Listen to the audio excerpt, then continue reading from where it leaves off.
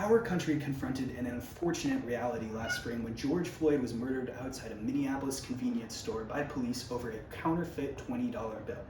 Tragically, this was not the first time Minneapolis was engulfed in controversy surrounding police shootings. A series of rallies had been held back in 2016 after police shot and killed Jamar Clark and Philando Castile.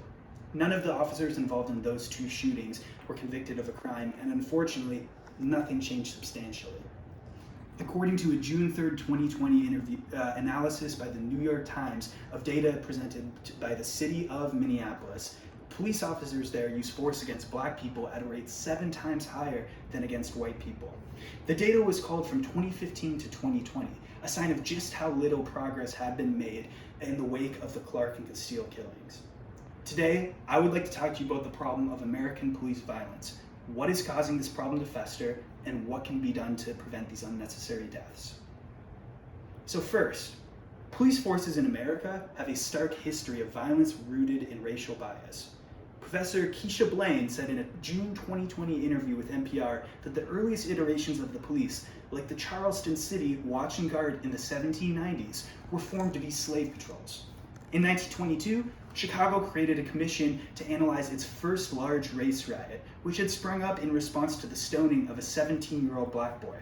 According to Harvard historian Khalil Muhammad, who spoke with Vox in June of 2020, the commission concluded that the police engaged in systemic racial bias. In addition, while small improvements have been made over time, black people in America are still targeted at a much higher rate than their counterparts. A study published June 24, 2020 by the Harvard T.H. Chan School of Public Health mapped fatal police violence in metropolitan areas from 2013 to 2017. They found that black people were 3.23 times as likely to be killed by police as white people, and in Chicago, that ratio was 650%.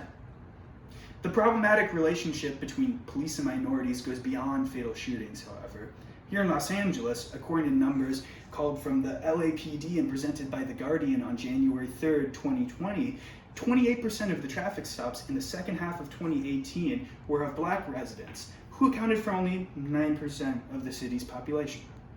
Third and finally, fear of police misconduct has a tangible effect on the African American community in an emotional way. Brian Magnum, a black man, told the aforementioned Guardian that he is constantly afraid while driving. At night, it never fails, he says. I don't get a ticket or an explanation. They pull me out of the car, handcuff me, and search my car for I don't know what. So now that we've established the problem of police violence, let's examine why it persists. First, American police officers are indirectly indoctrinated into a culture of violence by being directly indoctrinated into a culture of fear. These officers are taught that violence may be lurking around every corner. According to reporting by Vox in July 7, 2020, many are shown an infamous clip called the Dinkeller video, which is to prepare them for situations that may become quickly violent. They need to learn how to maintain the edge, a concept that requires them to maintain power in order to avoid chaos. In a February 1994 paper in the Journal of Applied Social Psychology, many white officers were thought to have a personality trait known as social dominance orientation, meaning they believed existing social hierarchies are moral and they should be maintained. The result of this belief, inevitably, is an increased use of force against black people. In addition, even when change is desired by select officers, police unions stand as a roadblock to most meaningful reforms. According to the Marshall Project in June of 2020, unions consistently block police reform and defend any and all officers accused of misconduct. Some have paid for warrior training, which primes the victim mindset of ever-present danger while on the job. Their role is essentially to protect the thin blue line from blowback, which creates a culture of impunity for the officers. So now that we've discussed the causes of persisting police brutality, let's venture into possible solutions to this problem.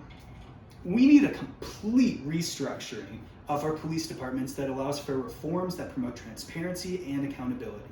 A great example is Camden, New Jersey, where the police department was disbanded and reformed in 2013.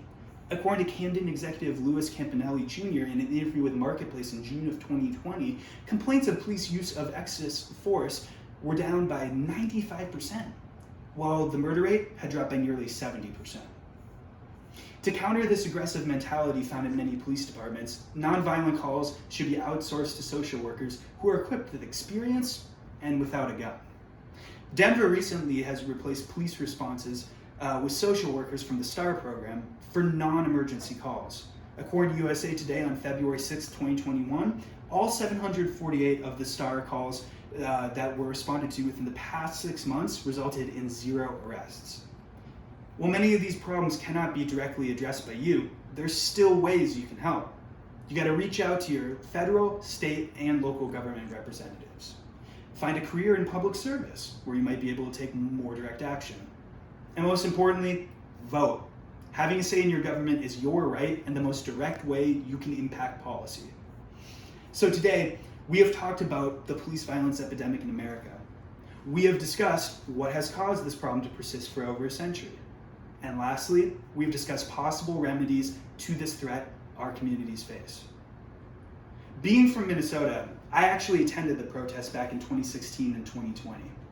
It shook me to my core to realize just how little had changed, despite years of vocalized pain. These are 2 photos from a protest outside of the governor's mansion that I took back in 2016.